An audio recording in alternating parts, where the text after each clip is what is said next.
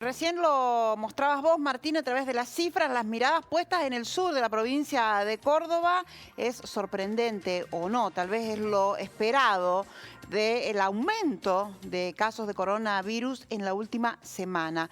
Pero vamos con una mirada autorizada, la doctora Gabriela Barbás, allí la tenemos en pantalla. Doctora, sabemos que está muy ocupada, gracias por este tiempo. La doctora es secretaria de Salud de la provincia, está el ministro de Salud y viene la doctora Gabriela Barbás.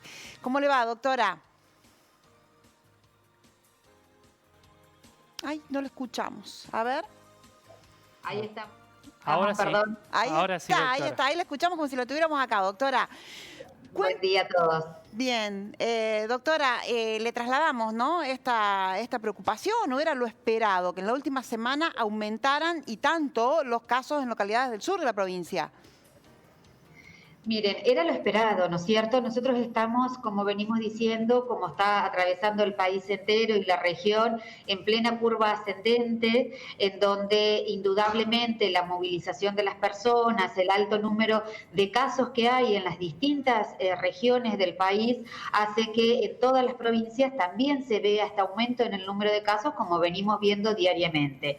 Y en referencia a nuestra provincia, en donde la vinculación que tienen determinadas localidades y la circulación de las personas, también es de esperar que tengamos casos en distintas localidades. Sin embargo, también es importante recalcar que hay 350 localidades que actualmente no tienen casos activos, y eso no quiere decir que estas localidades se tengan que relajar o tengan una ventaja epidemiológicamente, sino que simplemente aún no ha llegado el virus, y lo que tenemos que sí prepararnos, y todos, y nadie va a estar exento, como lo está mostrando esta pandemia a nivel mundial, es que nos tenemos que preparar fuertemente en las medidas de prevención.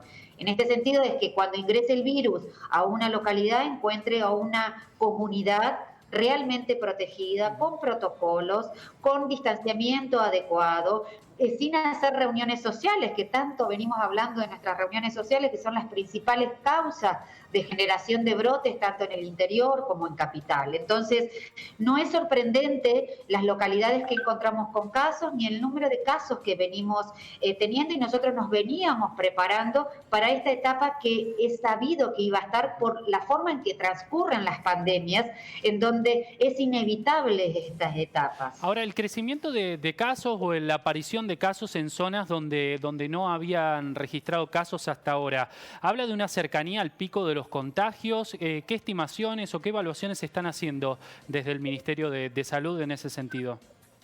Sí, en este sentido a nosotros no nos gusta hablar de picos, no porque no querramos hablar, sino que esto también tiene toda una estrategia de evaluación, y sabemos que esto va a depender de múltiples factores y el número de casos que vayamos a tener. Uno día a día va trabajando con las distintas comunidades en donde uno puede evaluar. A ver, entonces, independientemente de que no hablamos de pico, sí sabemos que vamos a transcurrir las semanas más complejas, en donde el número de casos va a seguir incrementando, en donde seguramente vamos a tener casos en distintas localidades que hoy aún no ha ingresado el virus. Lo importante de hoy es continuar trabajando fortalecidamente con los distintos municipios.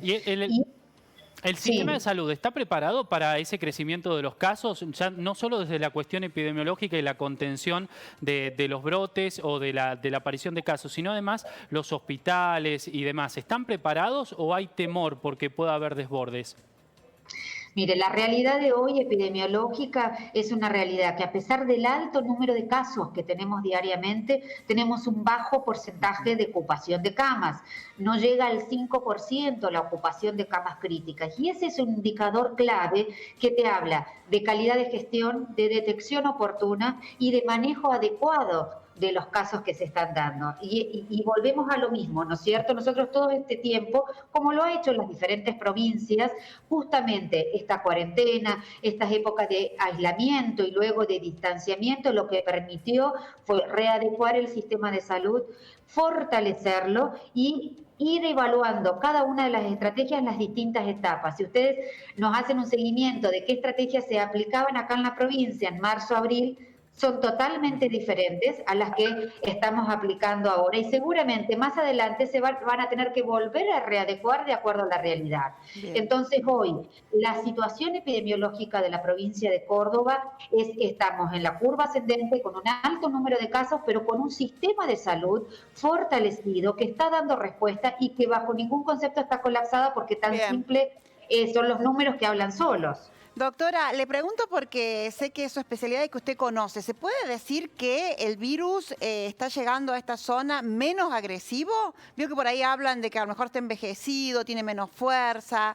¿Qué nos puede decir? Que es otra cepa también. ¿Qué nos puede decir al respecto, doctora, usted que es una conocedora?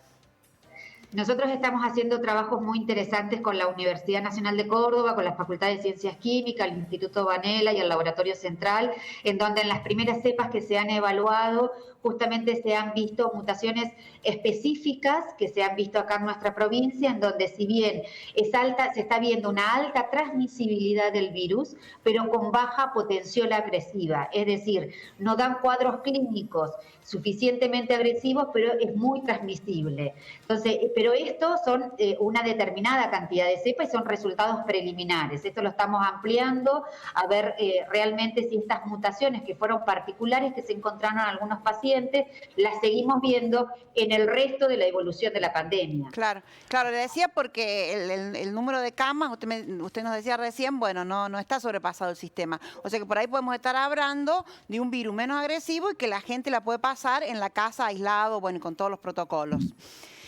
Sí, son las dos cosas. En realidad una cuestión es la cuestión virológica de genomas, sí. Que está vinculado a esto que estamos hablando, y hay otra cuestión estratégica en cuanto al abordaje epidemiológico, porque justamente se sabe que este virus tiene una mayor mortalidad y tiene una mayor agresividad en personas añosas, con factores de riesgo, y es por eso que tanto venimos diciendo de poder cuidar y proteger nuestros adultos mayores, nuestros geriátricos, nuestros centros cerrados, de comunidades cerradas.